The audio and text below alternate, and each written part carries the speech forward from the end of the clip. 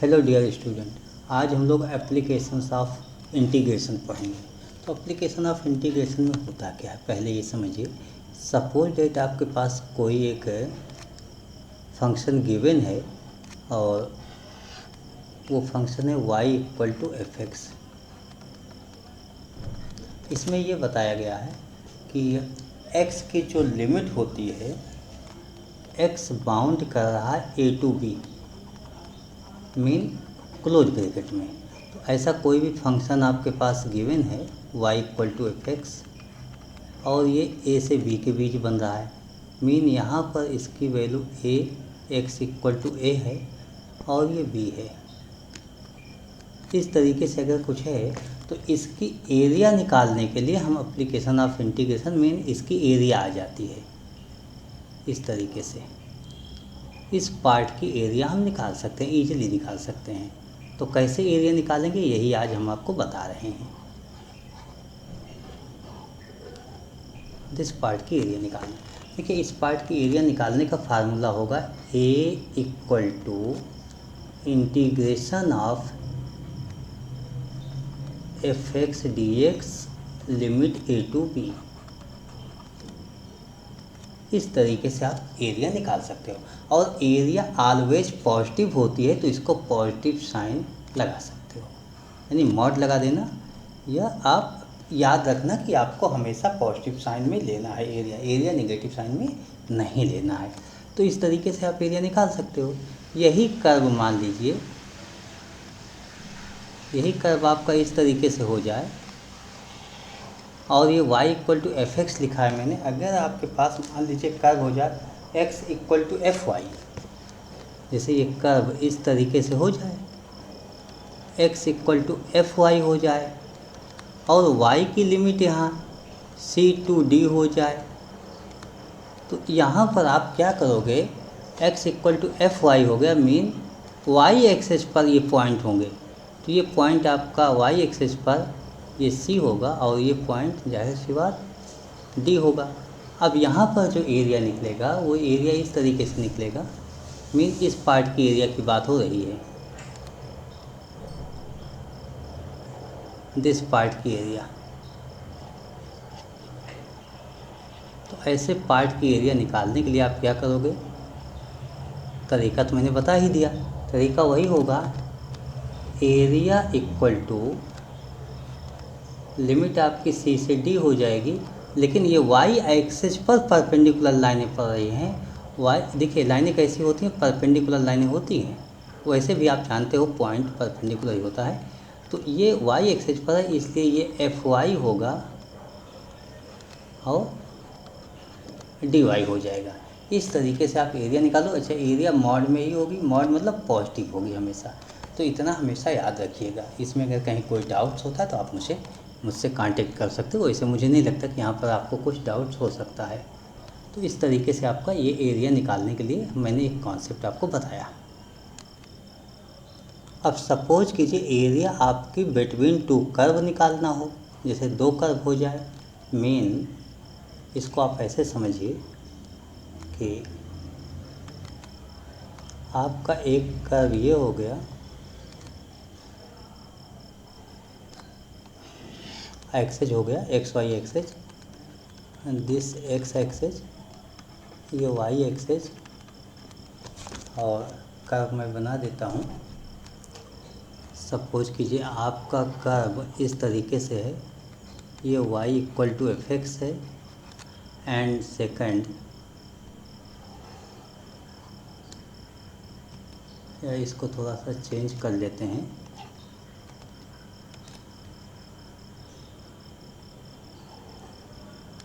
ऐसा हो जाए। और हमें एरिया यहाँ निकालना है, ए से बी के बीच की एरिया निकालना है। इस कर्व को हम कहते हैं y equal to G X. इस तरीके से कर्व हो गया और जो आपको एरिया निकालना है, इस पोर्शन की एरिया निकालना है।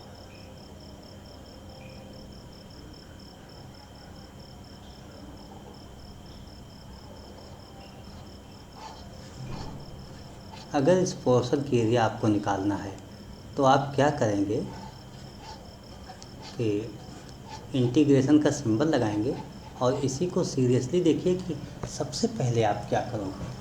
तो इसके लिए मैं ये बताऊं कि सबसे पहले आपको इस पोर्शन की एरिया निकालना है, तो आप टोटल की एरिया निकाल डालो। टोटल की मतलब यहाँ से लेके यहाँ तक की एरिया निकाल डालो, दिस एरिया निकाल लो। तो ये एरिया निकालने का तरीका क्या होगा, हमने जो आपको तरीका बताया था, area equal to integration of limit A to B होगी और एफ एक्स डी एक्स हो जाएगा।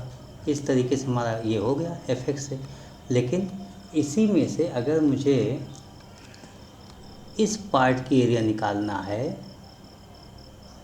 दिस पार्ट की एरिया निकालना है, इसका मतलब हुआ कि जी एक्स के जो एक्स एक्सिस है, जी एक्स से जो डाउनवर्ड एरिया है वो माइनस करना होगा। मीन अभी जो येलो कलर आपको दिख रहा है ये माइनस करना चाहिए। तो आपका रिमेनिंग येलो कलर का जो, देखिए रिमेनिंग येलो कलर जो आ रहा है उस येलो कलर को आप एरिया कैसे निकालोगे। एरिया का तो एक ही फार्मूला था, क्या था, ए टू बी जो भी फंक्शन हो। यहाँ पर फंक्शन जी एक्स है तो जी एक्स लिख देते हैं, डी एक्स होना तो यही चाहिए एरिया। तो अगर टोटल में से मैं ये येलो कलर निकाल दूंगा तो ग्रीन जो आपके पास आ रहा है इसकी एरिया आ जाएगी। इस तरीके से आप एरिया निकाल सकते हो। और इसका फार्मूला हम लोग थोड़ा शार्ट करके लिखते हैं, A to B function F X minus G X कर लेते हैं, F X minus G X और ये हो जाएगा डी एक्स। ऐसी केस में आपने ग्राफ की कंडीशन देख लिया कि इस ग्राफ की कंडीशन में हम लोग ये लिखते हैं कि एफ एक्स ग्रेटर देन जी एक्स, यानी एफ एक्स ग्रेटर देन और इक्वल टू भी लगा सकते हो, ऐसे इक्वल तो होगा ही नहीं, एफ एक्स ग्रेटर देन जी एक्स होगा। तो इस केस में आप एरिया निकाल सकते हो, यानी जो ये बीच वाला एरिया, इस तरीके से आप पोर्शन का निकाल सकते। मान लीजिए ऐसे ही ग्राफ आपका वाई एक्सिस पर बन जाए तो क्या करोगे, जैसे ये आपका हो गया और ये पोर्शन हो गया। एरिया आपकी यहाँ से निकालना है, इस पोर्शन की एरिया निकालना है। ये x equal to F Y हो जाए और this x equal to G Y हो जाए। आपको एरिया इस पोर्शन की निकालना है। तो यहाँ से आप y एक्सिस पर परपेंडिकुलर ड्रा कर देना, y एक्सिस पर परपेंडिकुलर ड्रा कर देना। और ये पॉइंट मैं नोट कर लेता हूँ, आप इसकी लिमिट निकाल भी सकते हैं और मैं यहाँ पे निकाल के दिखा रहा हूँ कि यहाँ पे सपोज कीजिए आपके पास सी डी गिवन है। यहाँ पर हमने कहा कि ये हमारे पास सी से स्टार्ट होता है और ये पॉइंट डी है, सी से डी है। तो अभी जैसे बताया था उसी तरीके से एरिया का फार्मूला हो जाएगा integration of F Y minus G Y और इस टोटल का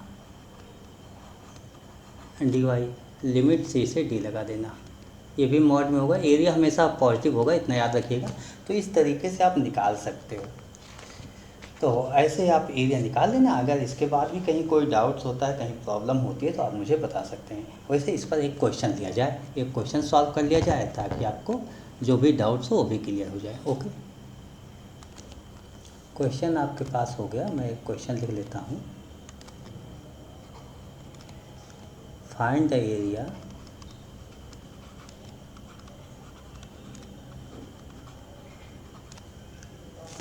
lying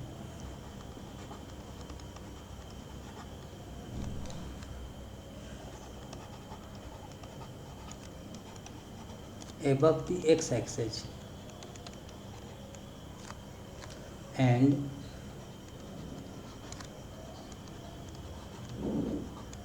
under the parabola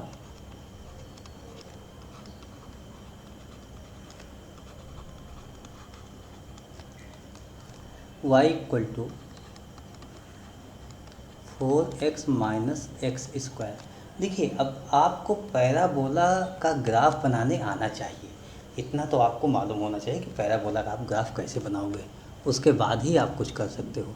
वो अलग बात है कि आपको नहीं आता तो आप एक्स वाई की वैल्यू पुट कीजिए और सॉल्व कीजिए, पॉइंट निकालिए। तो आप इसका पैराबोला ग्राफ बनाइए। देखिए पैराबोला का हम ग्राफ बना लेते हैं। यहाँ पर देखो 4x माइनस एक्स स्क्वायर बन रहा है।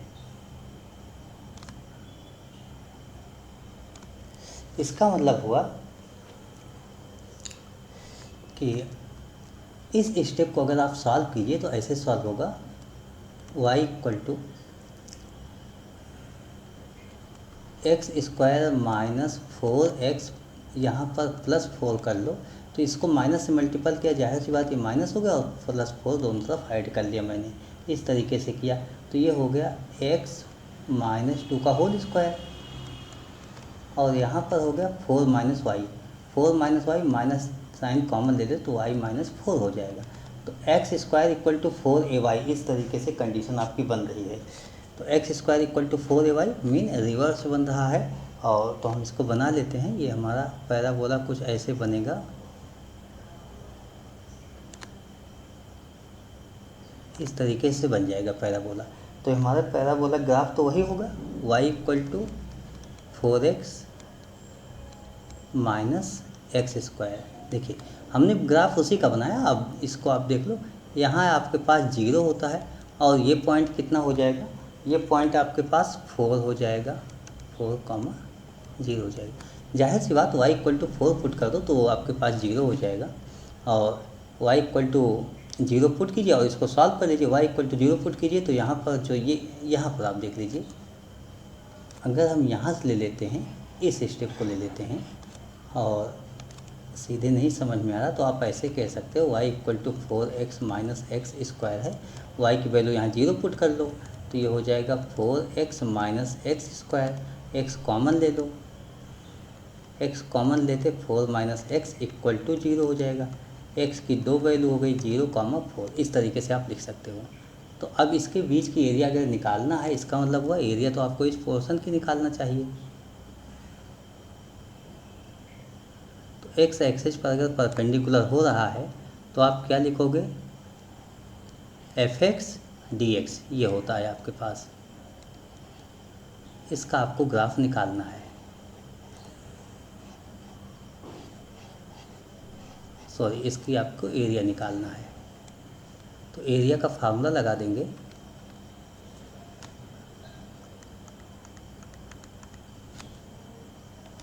एरिया इक्वल टू, देखिए आपके पास जो फार्मूला होता है fx dx इस तरीके से होता है। तो fx dx, fx dx ये होता है, और लिमिट तो आपके पास होगी ही। तो लिमिट आपके पास 0 से 4 है, और fx की वैल्यू यानी y की value 4x minus x square है, एंड dx हो गई। अब ये तो मुझे लगता है इसमें आपको कोई प्रॉब्लम नहीं होनी चाहिए। 4x है तो ये 4x square by 2 minus x cube by 3, और लिमिट आपकी 0 से 4 हो गई। इसको थोड़ा सॉल्व कर लेंगे, सॉल्व भी हो रहा है। तो ये 2x square minus x cube divide by 3, 0 से 4। सबसे पहले मैं 4 वैल्यू पुट कर देता हूँ। 4 का स्क्वायर 16 2 जा 32 माइनस 4 क्यूब 64/3। अच्छा, माइनस करके जब मैं 0 पुट करूँगा तो 0 प्लस 0 ये सब 0 हो जाएगा, तो वहाँ नहीं सॉल्व करना है। अब इसी को हम एलसीएम लेके सॉल्व कर लेते हैं। 3 2 जा 6, 3 3 जा 9 माइनस 64, और इसको भी अगर मैं सॉल्व करूँ 96 minus 64, 6 minus 4 2 and 9 minus 6 3 divide by 3, 32/3 आ गया। तो ये 32/3 स्क्वायर यूनिट होगा। देखिए यहाँ पर कुछ लिखा नहीं है, लेकिन हम एरिया हमेशा स्क्वायर यूनिट लिखेंगे। तो ये हमारा आंसर हो गया। तो I hope you understood explanation of this concept, also this question. Okay, thank you, bye.